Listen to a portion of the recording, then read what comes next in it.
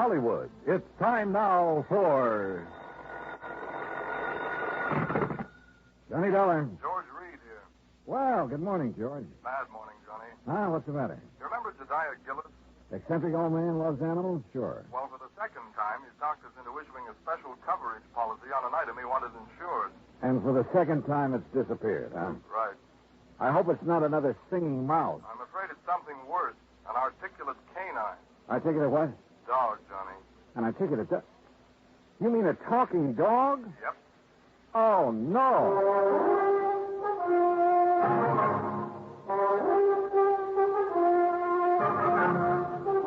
Bob Bailey in the exciting adventures of the man with the action-packed expense account. America's fabulous freelance insurance investigator. Yours truly, Johnny Dollar. Different. I didn't know about mice. I do know about dogs.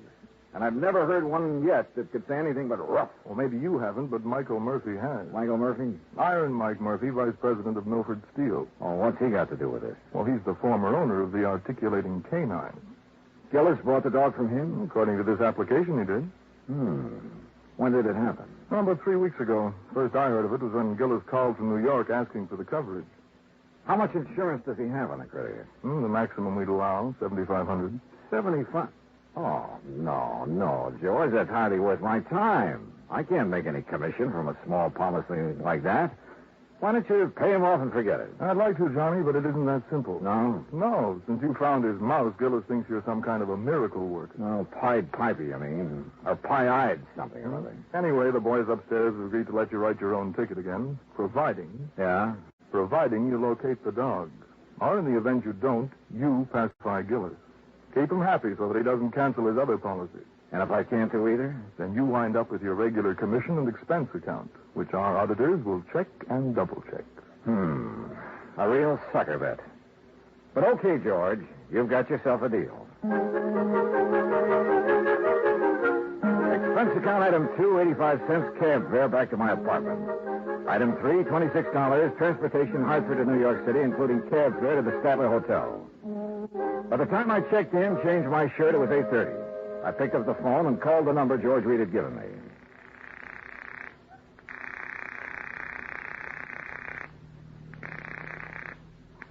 Hello? May I speak to Mr. Gillis, please? Johnny Dollar. Dad told me you were coming. Well, hi. Hi, is that all? I guess this is Marion. Yeah, I know. I had a hunch your father was staying at your place. Do you have my address? Sure have. 514 East 51st Street. Apartment 4C. Oh, yeah. Now, you get right over here before everyone leaves. Everyone? Who all's there? Well, just friends. It's a celebration. What kind? I'll tell you when you get here. Now, hurry. Right. Expense account item 4, $1.70, taxi from the Statler to the East 51st Street address. The entrance to the building faced toward Beekman Place, and one side of it looked out over the East River. I could hear the noise from apartment 4C before I stepped off the elevator. Marion had a good many friends, which figured because of her blonde hair, gray eyes, and a few other... Well, yeah. I pressed the buzzer and waited. I was about to press it again when a door opened further off down the hall. Hi. Oh, Marion. Here, Johnny. I hope you don't mind sneaking into the kitchen. But Dad made it very clear that he wants to see you now and alone. Alone? With that mob in there? He's waiting for you in the den. It's this way. How have you been? Oh, fine, just fine. Sounds like quite a party. It is. I sent out the invitations before the pup disappeared. I offered to call it off, but Dad wouldn't let me. Any special kind of celebration? I think so. It's to announce my engagement. Well, what do you know? Who's the lucky man? His name's Bill Fisher. He's an executive with the Powers advertising agent. Real big-time operator, huh? He just talked one of his clients into putting on a new TV show. Well, you know you have all my good wishes. Oh, Bill, we were just talking about you. I wondered where you disappeared to. Bill, this is Johnny Dollar. Hi, congratulations.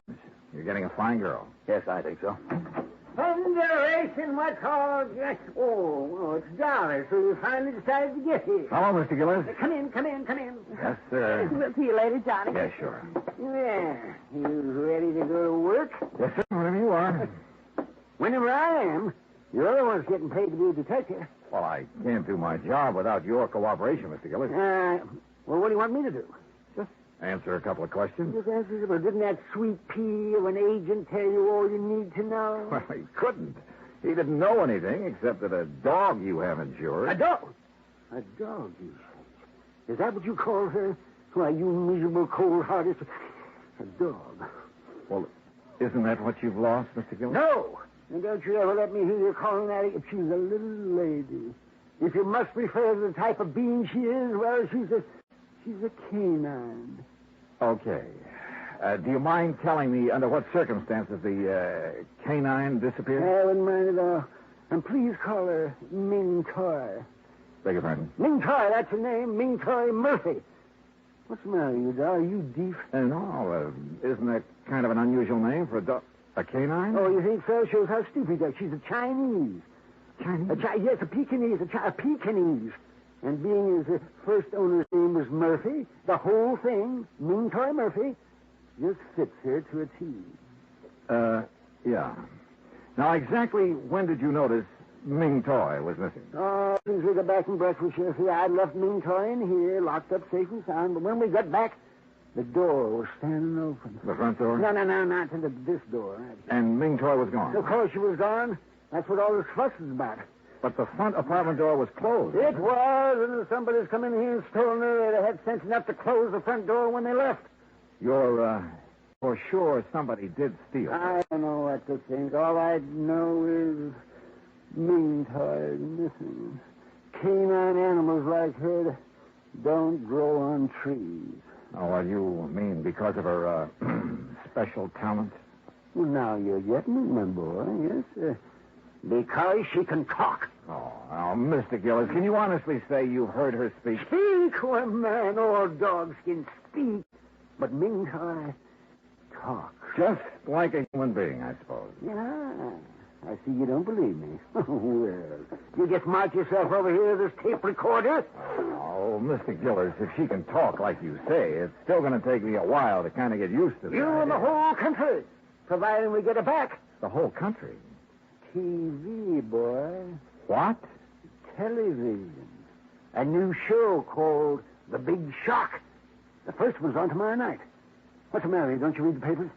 Anyway, they started advertising about 2 weeks ago. Looking for a dog that could say, Happy Hollow Dog Food is yum, yum, yummy. Happy Hollow Dog Food? That's the company sponsoring the show.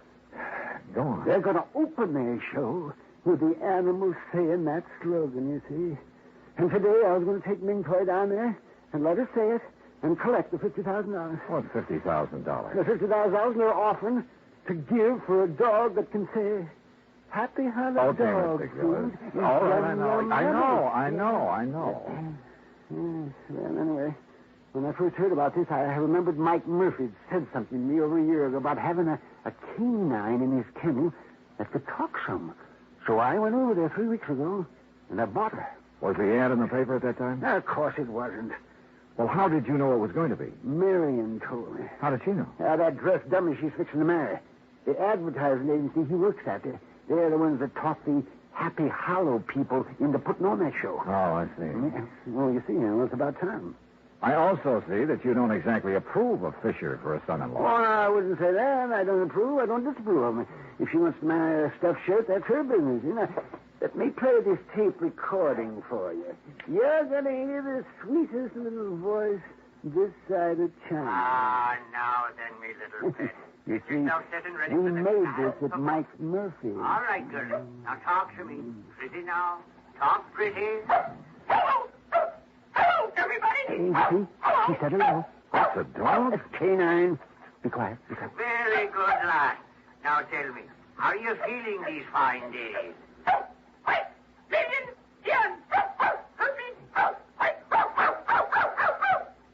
Hey, what happened? She saw a cat. What do you think? Oh. You still doubt she can talk, Nello? I think I'd like to see it with my own eyes. Have you put an ad in the lost and found columns of the papers? Of course. What about the people in this building? Then I had Morris. He's the super. Put a note. Super? The janitor. They call him supers in the city. So what's the matter? Don't you know anything about it? I had to put a notice in each apartment telling them to be on the lookout for her. But so far, nobody said a word. And naturally, they wouldn't because she's not around here. She's been stolen. Oh, now, look, why would anyone want to steal her? They couldn't put stolen property Well, on TV. maybe it could have been somebody doing it for spite. Like who? Yes, like Iron Mike Murphy. That's who. He's been saying nasty things to me, claiming I cheated him out of Ming toy. Well, did you? Of course I did. Mr. Gillis, is there any other possible way she could have gotten out of this room? Well, now, there's several... Oh, no. Huh? No, it hurts me just to think about it. Oh, dear. That window. Window? Yes. Oh, dear. Was that open yesterday morning? Yes, it was open. I forgot to close it. Oh, dear. Well, what's down below there? Nothing but the East River. I continued questioning him, making sure he'd given me all the facts. Then, after promising to take him along when I visited Iron Mike Murphy, I said goodnight and left. Expense account item 5, $1.70 for a cab back to my hotel. The next morning, I called Murphy and wangled an invitation to his Long Island home. At exactly 9 o'clock, I was in front of the Gillis apartment. Hey, mister. Yeah? You looking for Mr. Gillis? No, Mr. Gillis. You seen him? Sure. When they go out for their breakfast. Oh, yeah, I see. Do you pick up the trash and garbage from the apartments every morning? That's my job, senor. Well, what time do you usually hit this floor? The same time as now, about 9 o'clock. Do the Gillises go out for breakfast every morning at this time? Almost every morning. What about day before yesterday? When the little one disappeared, see, it was the same hour. Uh-huh. Tell me, Morris, do you remember seeing anyone on this floor that morning? You know one who did not have a business here? But there was someone? See. Near the Gillis apartment? Where you stand, waiting at the meeting. Well, who was it, you know? Oh, no, I don't know his name. Yeah. He's such a nice gentleman, and he carried what I know was another present for Mr. Gillis. I told him they were out for their breakfast, and he went away. You still haven't told me who it was, Morris. My heavens, senor. Who else would bring Mr. Gillis such a pretty box or such a beautiful gift? Who else but the gentleman she's soon to marry?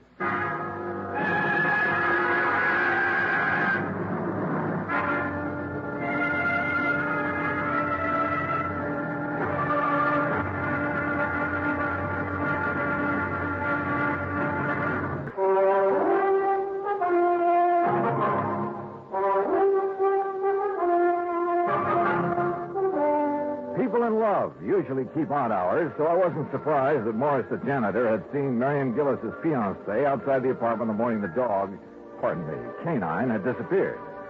I thanked Morris for his help, went back downstairs to my cab, where I saw the Gillises walking toward me from First Avenue. Morning, Dollar. Hi, John. Morning. Sorry we're late. Got to gabbing over that second cup of coffee. Better not let your doctor hear you say that. No, Marion, be still. Well, you ready, Dollar? Ready and waiting, Mr. Gillis. And then let's go. I got a few things I can't wait to say to Mr. Iron Mike Murphy. Now, remember, Dad, no excitement. I'll remember. Marion, Yes? are you going to be busy around noon? No, I don't think so far. Just thought we might have lunch together. 21? Anywhere you like. Say 12:30? Perfect. See you then. According to Mr. Gillis, Iron Mike Murphy didn't know that Ming Toy was missing, so it was going to be interesting to see his reactions when we told him. The Murphy home was spread across a couple of acres near Great Neck. The main house was a large two-story brick affair with a tack room, swimming pool, and the kennels behind it. For Iron Mike pursued his hobby of raising Pekingese dogs. We found Murphy at the kennel.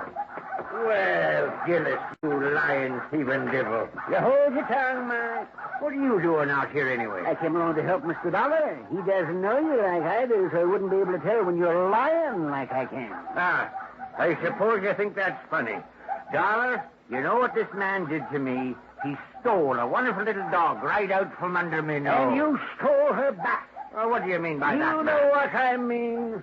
The day after you called me on the phone, you saw that ad in the paper. Well, the next day, somebody stole Ming Toy. And I'm sure it was you. You shanty Irishman. Why, you dirty-minded evil old man. I've half a mind to take a horsewhip to you for saying such a thing. Oh, you deny it, eh? Of course I deny it. And you say it again, I'll deny it with me fist. Oh, is that so? Well, I whipped you when you were in the steel mills, and I can whip you now. Look out, fella. Oh, Mr. Gillis, remember what your daughter said. Defend yourself, Murphy. Mr. Gillis. Bring yourself at me, Taxi! Taxi! Mr. Gillis, please, Mr. Murphy. Here I come. Ooh. Justice triumph. Ow. Taxi! Hey, driver! Over here! Taxi!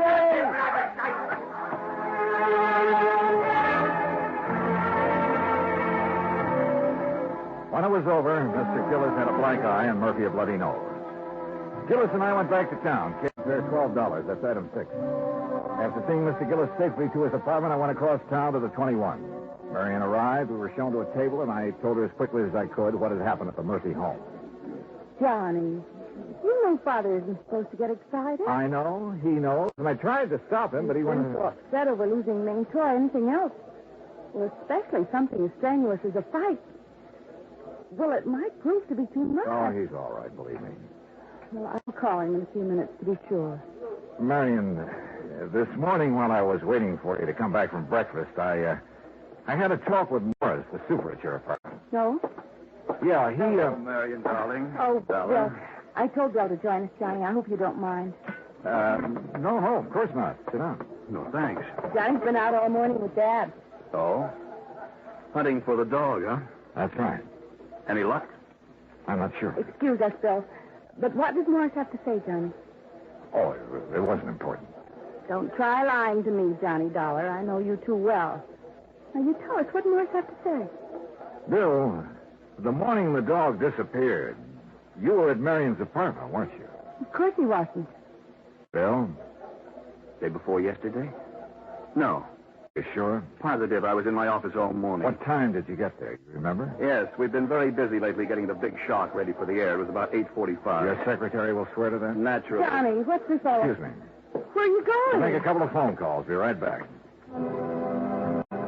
I called Bill's office, spoke to his secretary, and of course he had lied. Instead of going back to the table, I took a cab to my hotel, made a couple of more phone calls, and waited. About 40 minutes later, Bill Fisher called and asked me to meet him in a bar near Rockefeller Center. You like a drink, Johnny? No, thanks. Not right now. No? I figured you'd be thirsty. You've been such a busy little boy. What do you mean? You know what I mean. Calling my secretary, then calling the Happy Hollow people to find out whose idea it was to advertise offering $50,000 for a talking dog. Oh, I wouldn't be ashamed of having that idea if I were you. It's a good one. Except for one thing. It was meant strictly for the publicity value. Nobody ever heard of a dog that could really talk, so I guaranteed them their $50,000 would be safe. Go on.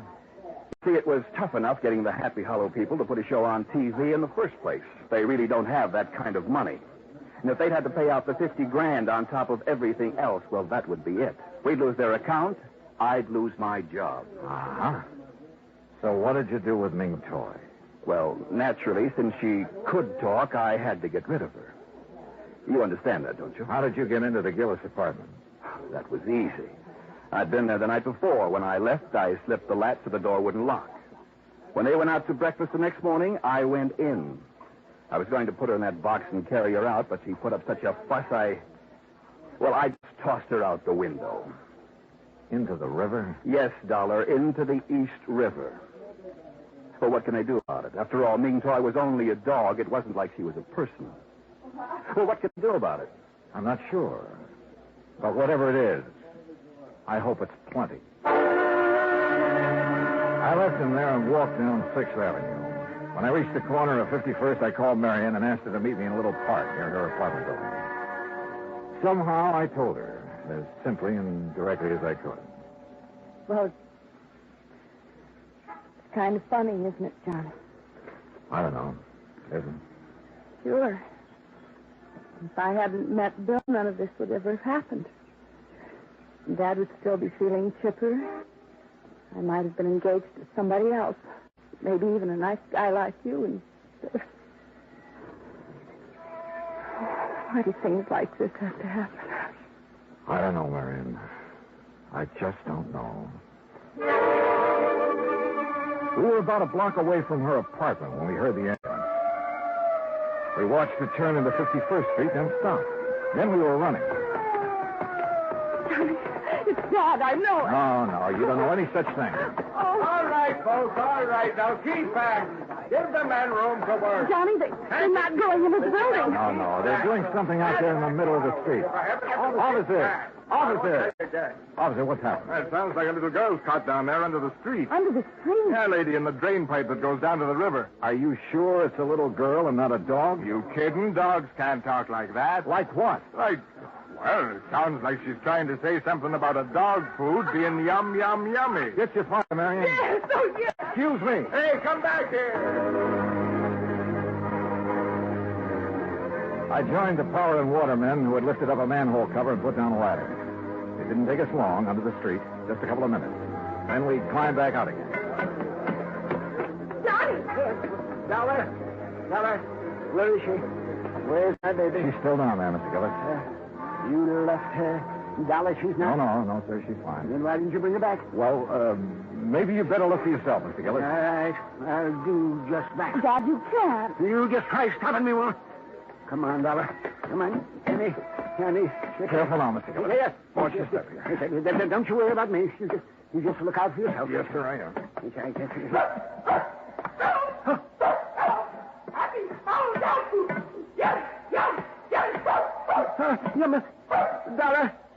Dollar. Do you hear? She's saying happy Howard dog food. Yes, sir. By George, boy. Here, let me down here. Where is she? Where's my little sweetheart? This way, Mr. Gillis. Hello, you little rascal, you. Yummy. Careful now, Mr. Gillis. She's under this water pipe. This one right here. Yes, sir. You'll have to stoop down to see her. What's that meaning sound out? She. Well, I'll be jigs with it. Puppies, Dollar. Yes, sir. 6 of them. Yes, well, that little rascal. Puppies. So that's why she disappeared, huh? To have her family.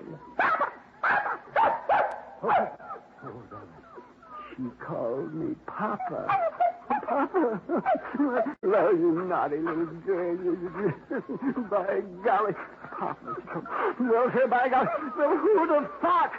I guess Ming Toy did, sir. Yes, he must have. Yes, indeed. Oh, Papa. Look, Johnny. I'm a grandfather.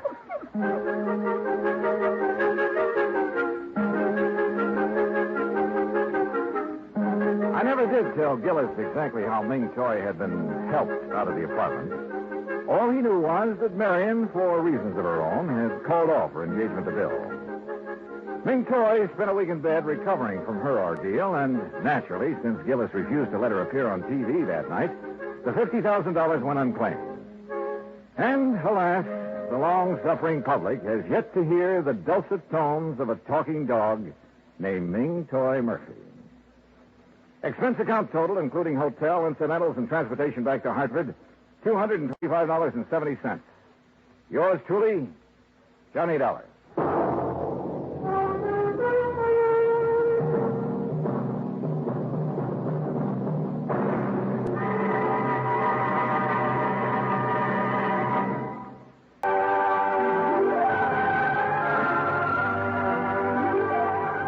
Yours truly, Johnny Dollar, starring Bob Bailey, originates in Hollywood. Written by Charles Smith, it is produced and directed by Jack Armstrong. Heard in our cast were Virginia Gregg, G. Stanley Jones, Herb Ellis, Joseph Kearns, Jay Novello, Bill James, and Howard McNear.